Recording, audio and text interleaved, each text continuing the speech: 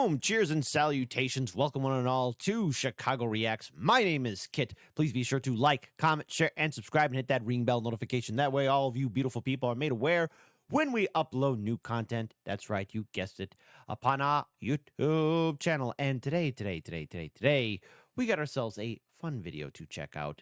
The gun liberals aren't scared of, but they should be, the Springfield M1A Scout. Ooh la la, sounds great. It's from Grand Thumb, of course. As always, folks, we here at Chicago Reacts encourage all of you to please support the original content creator. Support the original content creator. I'm going to say this again. Support the original content creator. Why? Because it's the right thing to do. It's the one thing to do. And I expect all you beautiful, hip, cool cats to do that. So do it. Support the original content creator. It's the right thing to do. So grab yourself a tasty snack and a tasty beverage, and let's get ready to enjoy this video in a 3, a 2, and an uno.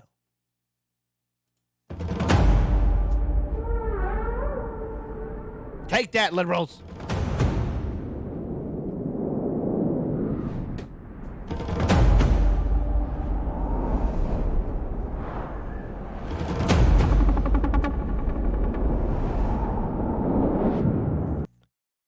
That's pretty beefed up. That's what she said.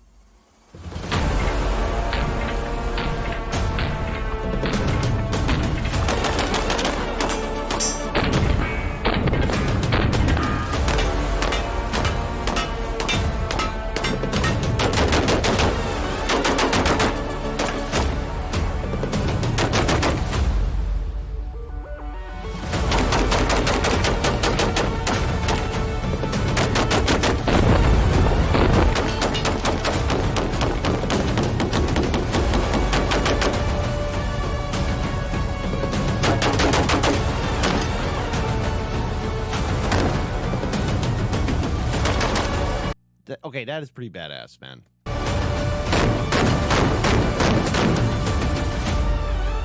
Right here we have the Springfield Armory M1A. This is a Hey, careful with the hood, dude. very cool rifle. And I want to be clear, I'm a little bit of a slut for the M14 system in general due to the And come on, man. Don't. Hey, be proud. Be a proud slut for the M1. fact that it has lineage to the Garand, which is my favorite rifle, obviously. But before we get into anything, let's talk about our relationship with Springfield Armory. So we've obviously done videos on Springfield products that have been given to us, such as the Springfield Hellion. But in the case of this guy right here, we bought it just from a mom and pop shop just out here in town, and we went from there. So there was no exchange of money or anything like that, and all ammunition was sponsored by AAC. So on the Scout, which is the 18-inch variant of the M1A, there's a 22-inch, an 18-inch, and then a 16-inch variant. So the 18-inch right here, it comes with a forward rail. We've obviously changed almost all the furniture. We've changed a lot of stuff up because what was important to me was seeing how, without changing any of the parts on the actual working system of the rifle, that being the bolt, the op rod, and the barrel, I wanted to see if I could make this more functional. And certainly I did. We have a Volter rail on here. We just have a normal USGI stock for the M14. You can see we have the full auto cutout right there. You need to make that guy. Identify the dog, over. FBI, open up! So a lot of love has to be given to electrical firing device M57 for the inspiration on this particular build.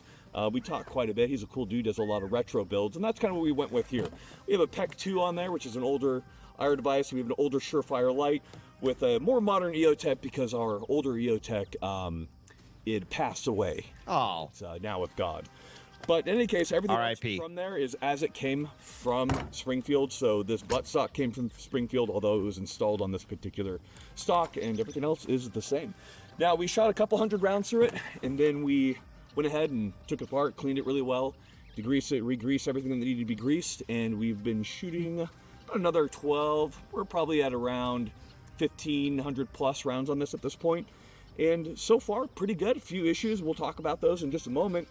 But right now, what we want to show is the practical application, because Grand Thumb has always been about what, Micah? Science. The shooter's perspective. Shooter's perspective. Science. No, I'm going to say for science. Shooter's perspective. So right here, the M1A is a semi-automatic rifle firing .308. It's firing from a 20-round magazine typically, although it can use up to 25, 30-round mags, whatever your heart desires. I believe there's a drum mag for the M14 as well. Yeah, the X Products one. Yeah, that's right. Does it work? Sure. I don't know. Wait. Yeah. You know who we could have? We have Jeremy from Gun Mag Warehouse. Never mind. We actually poached it. I'm not sure about the X Products one, but the Pro Mag one also exists. Not a good idea. That's all you did was magazines, right? Well, no, but predominantly yes. So first thing we're going to be doing with the M1A is we're going to be showing controllability. Despite being a 18-inch .308, I find it quite controllable. But That's what she said. What? I never said I was the hero of the story. it's going to be for you guys inside. We're going to have me, Micah, and Jeremy Stone. It should be noted also that Jeremy's like 5'3", 140 pounds. How much do you weigh? Probably about $1.55. If I really try for a while, On $1.60. some raw milk, we're going to get you up to 200, no problem. yeah. Short There you go, man. Hit the GYM. guys beef out, dude. Stand by. Woo. Nice. What was the time? Shit. 151. Yeah. I mean, that's a pretty dang good. What they say in Saving Private Ryan? He's like, "Is it the size of quarters?" It's the size of an acorn. Oh, how am I so good but so bad at this? Shooter, you inside the course fire. It's all right. It's all good. Start low, ready. Oh. One Charlie. And that's just because you're not on trend yet. Yeah, 184. That's clean. You know what? Micah's really good at shitty guns, so stand by. Oh, lame. Stand by. Oh. Well, you're really fast. 147. Yeah. That's what she said. So, look, hey. I'm going to have my fun. If I can't shoot the weapon, I'm going to at least have some fun. But my whole group is over here. So, Bill Drill. I think what's most surprising about the M1A is how easy it is to shoot this thing fast. And I hate to do the comparison, but I'm going to do it. I do find the recoil on the M1A does have a brake on it, but to be significantly less than a FAL, a G3, to me, it is overall a more pleasant gun to fire. And it just wants to go fast. Has a better trigger than both of them. No pun intended. Those guns you just named. Facts. The trigger, like a Grand trigger, an M14 trigger, is wonderful. And this is just like a stock one. If you get like one of the really nicely done ones by some Joe Bubba out in Georgia, he's like, oh yeah, old Joe worked for the Army in Vietnam, and you can done up your M14 real good. Christened in Jeremy Stone as part of the Grand Thumb Honored Research crew, so you get to carry this around for the rest of the day. Thank you. It's good old military training right there. And we're gonna do one more drill to show you the maneuverability and how quick the gun can be run on the move. Or, in classic Grand Thumb terms, M1A at speed. For a minute there, I thought something happened to my screen. Hold this. Shit ready? Set go.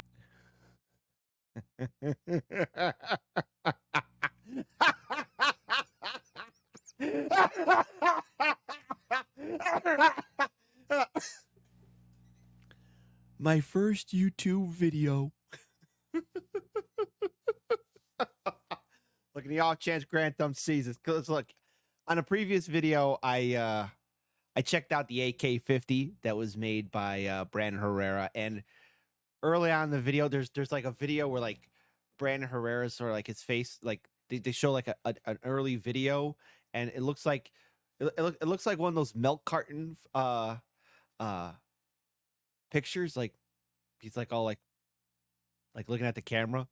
This looks like another like my Grand Thumb's my first YouTube video. I'm on the range with all my friends. Hey, but I'm one to talk. Yeah, younger videos of me, like you know, come on, all clean shaved, and be like, oh, Kit's first YouTube video. That's great.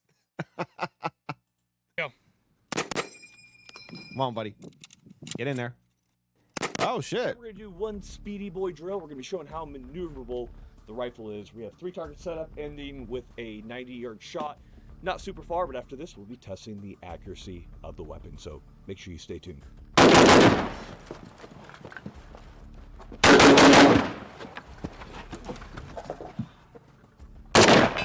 We are now at 100. We have a target set up down there. We have our Loophole Mark V HD ready to go, and we're going to print this. We have AAC 168 SMK.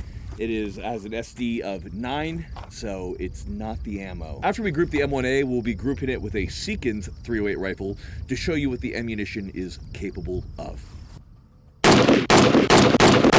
And that was like nice. a classic 2 MOA group from the M1A. It's very consistent. We'll measure it when we get down there, but about 2 MOA is what this gun seems to be capable of. I do want to point out that an M1A can be accurized. There are also national match, there are match grade M21s, but as they come from the factory, 2 to 3, sometimes 4. So I feel lucky to have a 2 MOA gun.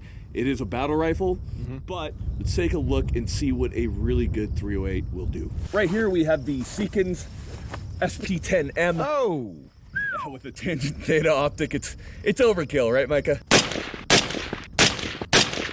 God damn, hold on, YouTube rewind time. Theta optic, it's overkill, right, Micah? All right, guess which one is the M1A? This is actually a bad group of the Seekins. Usually does a little bit tighter than that, but I'm a shitty shot. A little bit tighter than it, that's what she said.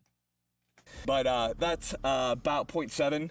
And then right here, we can measure this. This is actually a pretty good group for the M1A. That's one of the better ones we've got. Yeah, this is actually probably one of the best ones we've had. So I'm gonna go ahead and measure that right now. But this is actually a really good group out of our Springfield M1A. Typically it's grouped in about 2. This is a 1.5 in this case.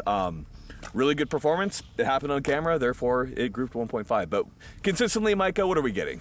Pretty much all day, consistently, we couldn't really push it under 2, but I guess now that the camera's rolling, we're under 2. Yeah, I guess it doesn't have stage fright. And the Seekins, funny enough, had stage fright. We got 0.8 out of it, which is a little bit high for it. Usually it does 0.7 or 0.6. You just have to understand that there's going to be a point to every rifle. The Springfield M1A, the Scout that we have right there, is not a national match. It's not accurized. It's not made to shoot those super tight groups. It is a battle rifle. It is meant for those not closer engagements, but closer than what a typical DMR will do. Nice. Needs more slow-mo.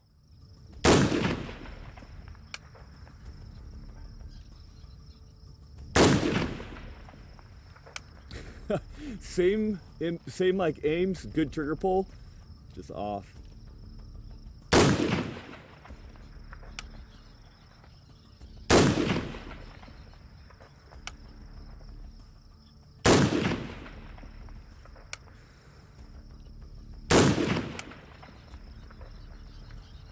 So, you know, as your gun heats up, the zero kind of shifts a little bit. It's pretty mitigated in modern rifles, but you can really tell on the M1A as the barrel heats up that zero is shifting pretty noticeably as you take further shots. It's pretty interesting. It sucks because you're kind of chasing your zero a little bit because we don't have any wind change going on. It's just it's interesting. Nice. Hey, look, I'm not gonna lie. I would love to shoot that weapon.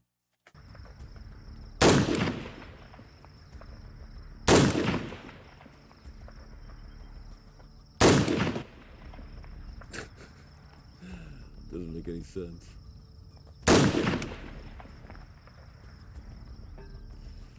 Okay. Obviously, when the gun was cooler, it was easier to make those shots.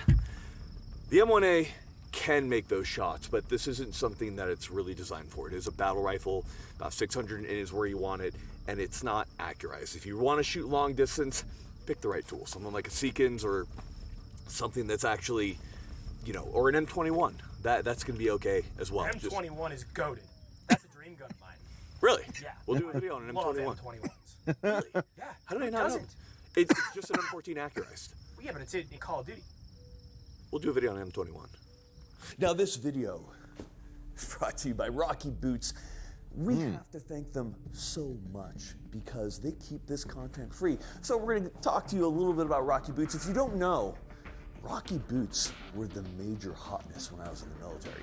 So Rocky proudly manufactures boots and footwear designed to protect the nation's elite forces, law enforcement, first responders, firefighters, and of course, concerned citizens. Now, if you don't know this, since World War II, Rocky Boots has been making boots for the United States Armed Forces and international forces, to include the United States Army, the United States Marine Corps.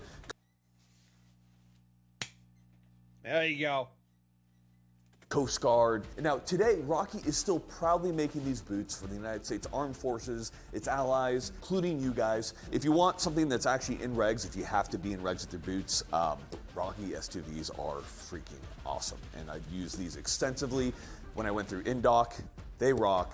We love Rocky boots. We love the fact that they are supporting the channel. Now, if you love Grantham and you love Rocky boots, go right to the link below, rockyboots.com/grand-thumb. We've done a lot of shooting. Now it's... So there you go. So please support the original content creator. The original link to the... Oh, boy, excuse me. I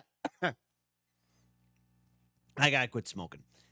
Original link to this video, description box below. And that way, if you want to get some Rocky boots, you go to the original video and support Grand Thumb, as you should. Do a lot of talking. My favorite portion, where I get to delve autistically into the Springfield M1A.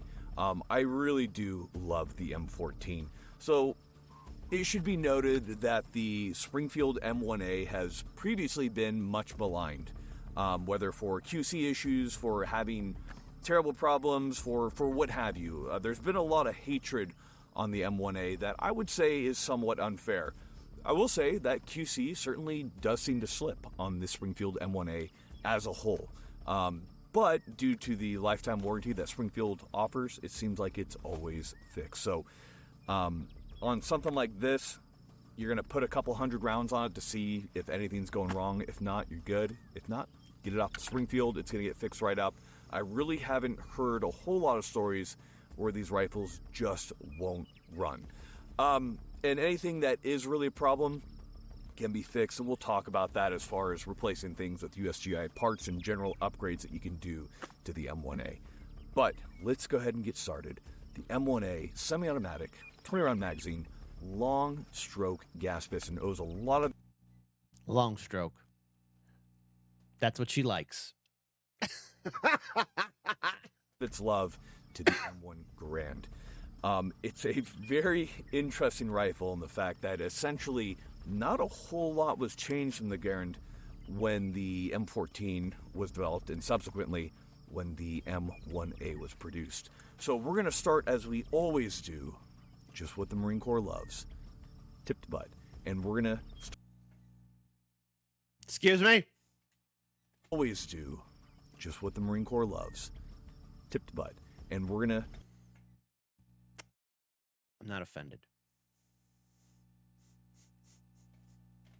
always do just what the Marine Corps loves, Yeah? tip to butt.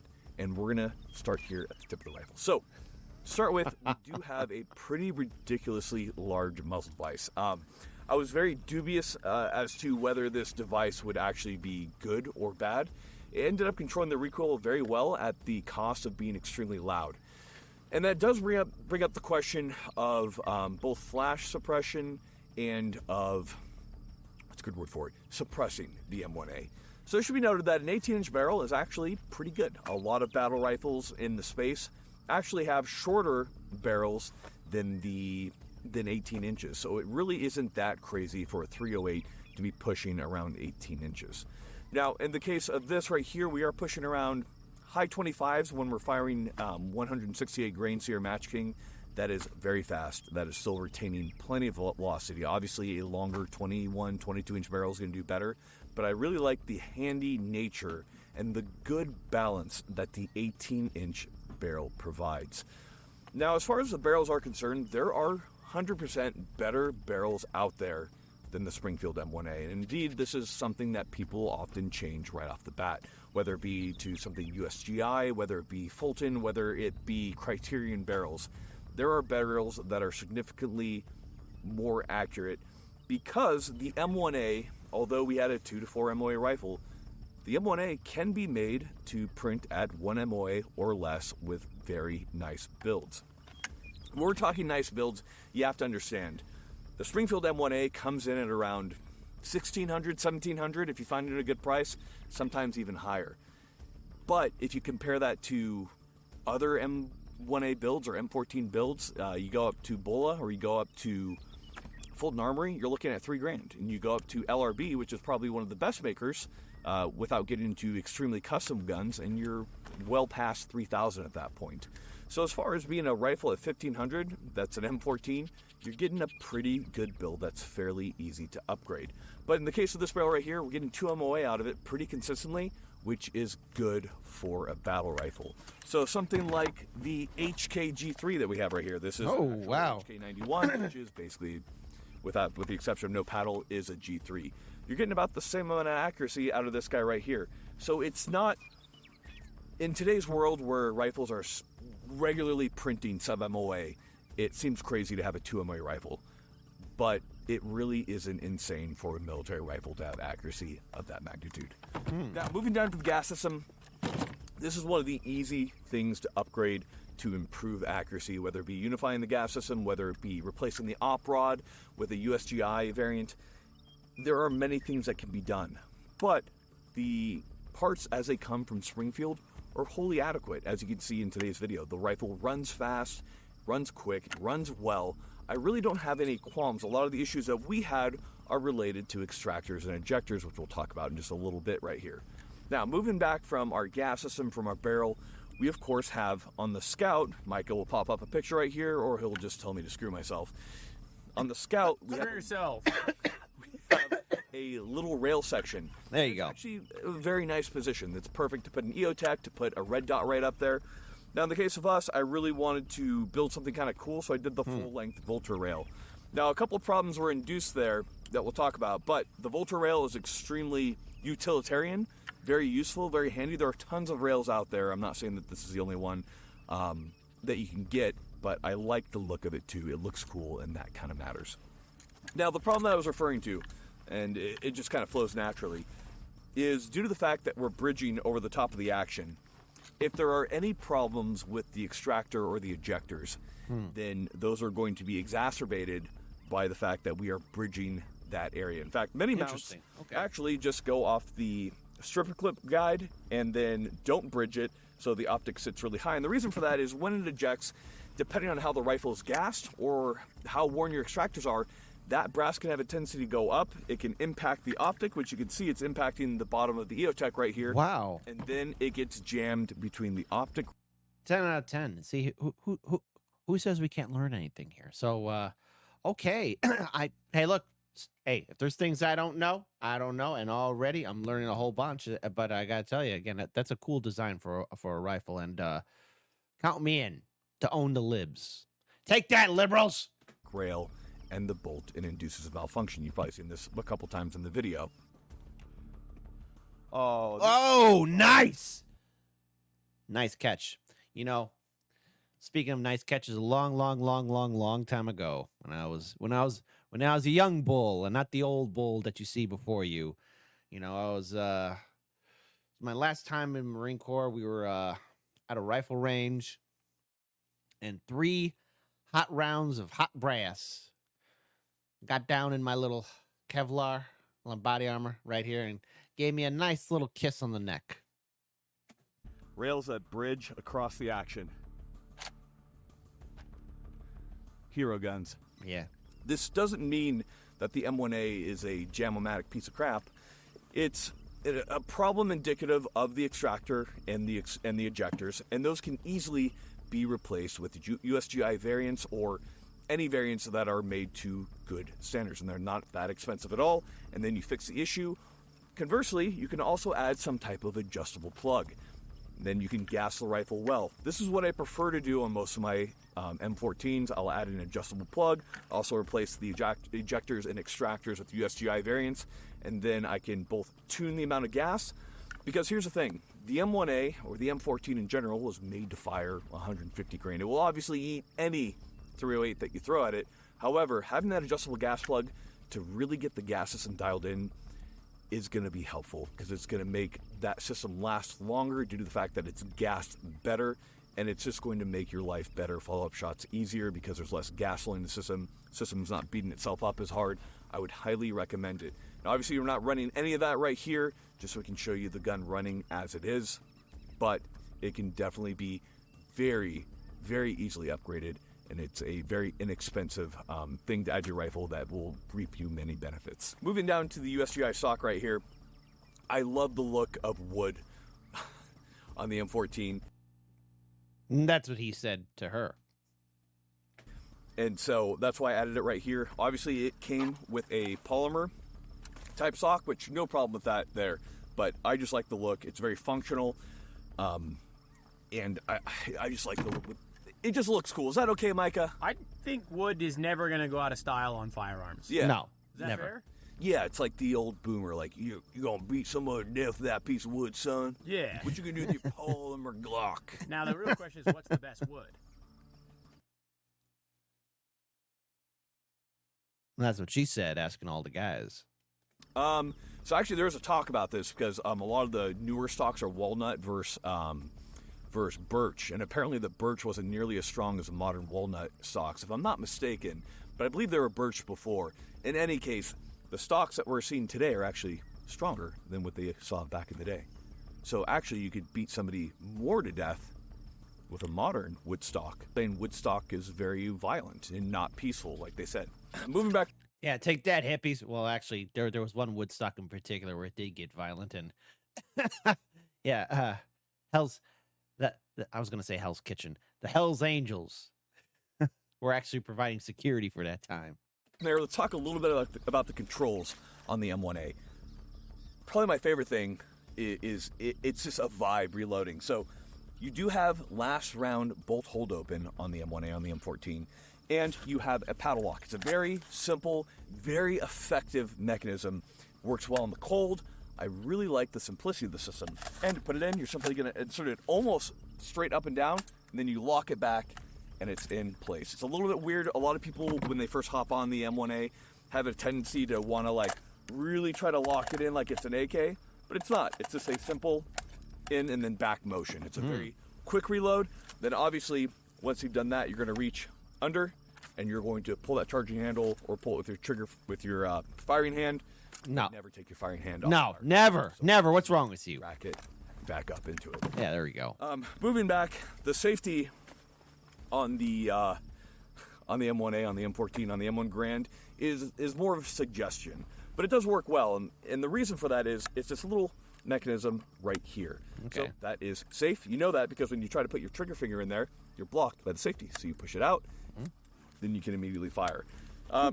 Cool. In practice, how often was this used? Probably not that often at all. No, probably not. The Black Hawk Down.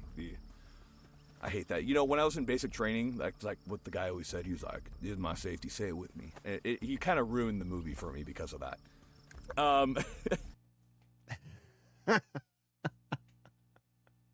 It's all right. It's still your safety, man.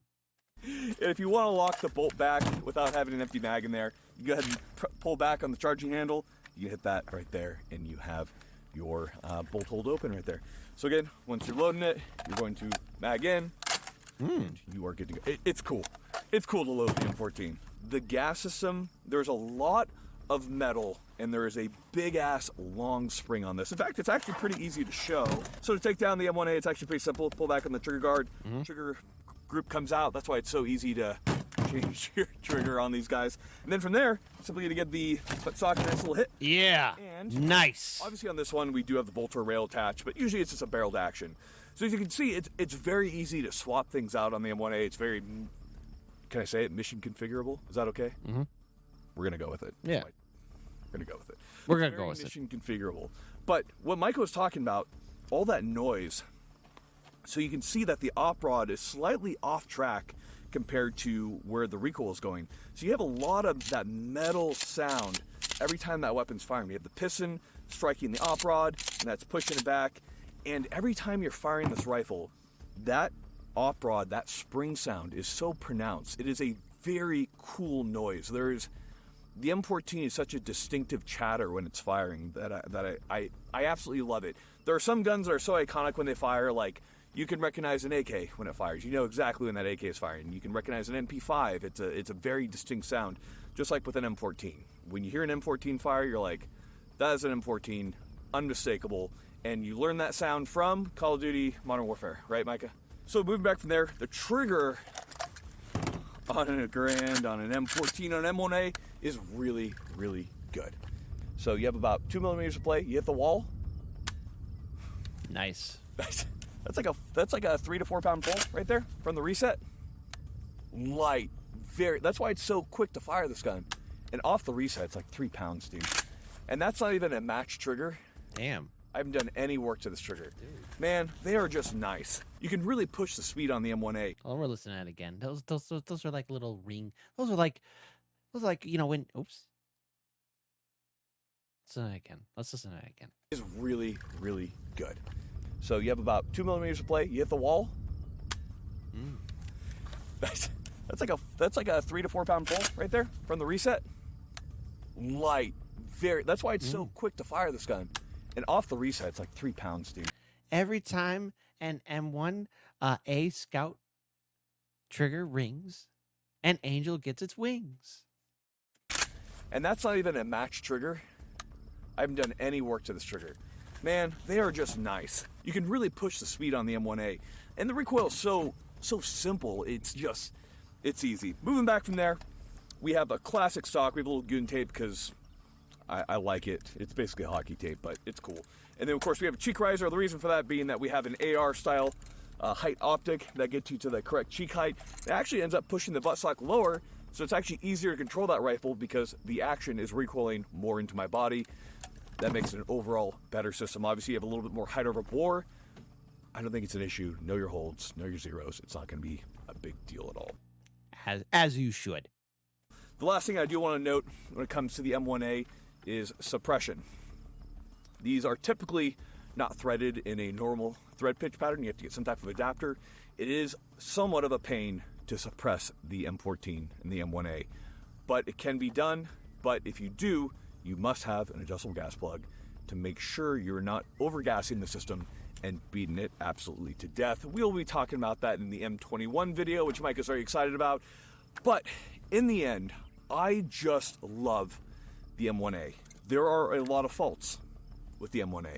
It is not by any means a perfect rifle, but when I look at the M1A, I just like the way it feels. I like the way it shoots. As a battle rifle, I am more than happy with the accuracy, and with a little bit of upgrades of USGI parts for under $100, you get a very good rifle, and you also have a very good base. A lot of people talked a lot of smack on the receivers back in the day, saying that they weren't good.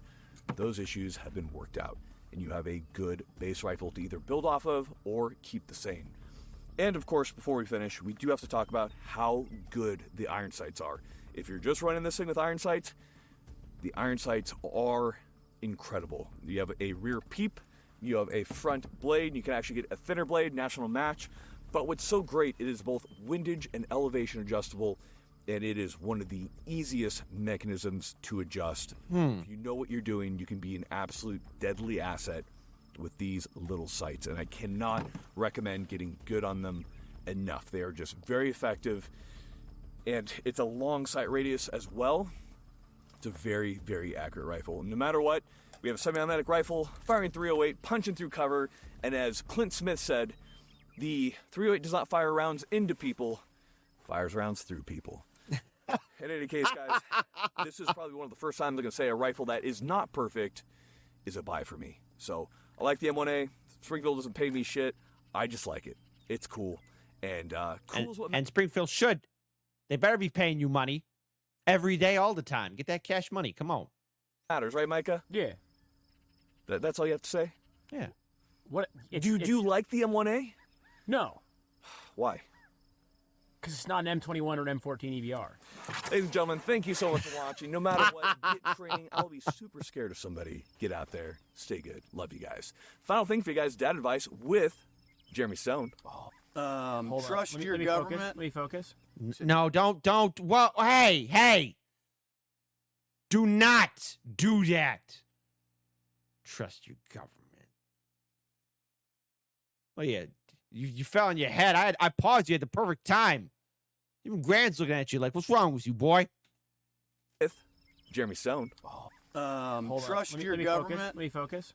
You said bad advice, right? No, Dad. Dad advice. Dad. Okay, don't trust your You're government. not a I'm not a father. Bad advice. He started to say, "Trust your government." Trust, Trust your government. You're not dad yet, but you know, if you were. Don't expect somebody to fix a problem for you if they're the ones who intentionally created it, especially if that person is the government.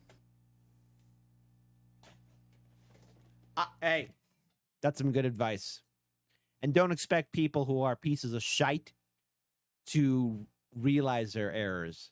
Trust me on it, folks. I ran into my fair share of shitbags, douchebags, jagoffs, Anyways. Don't expect people who are real egomaniacs, scumbags through and through, to get a change of heart, because they never will. And sometimes, folks, you gotta fuck them up. And don't trust the government. So what have we learned here? Number one, don't trust the government. Number two, take that, liberals. Take that. The Springfield M1A is here not to play around. So go ahead.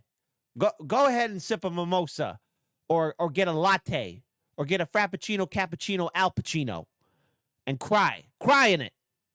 But what are your thoughts on the Springfield M1A Scout? I mean, if that's a weapon that you have used before, regale us with tales of you firing that wonderful weapon. Do you agree with the analysis that was presented in this video? Or do you have your own perspectives? Do you hate it? Do you love it? Do you like, whatever? Type in the comment section below. Drink water. Don't trust the government. Drink water and don't trust the government. And drink water. And sometimes your only option is to fight. And that is the best option there is. All right. Take care, you hip cool cats. Chicago Reacts gives you that salute.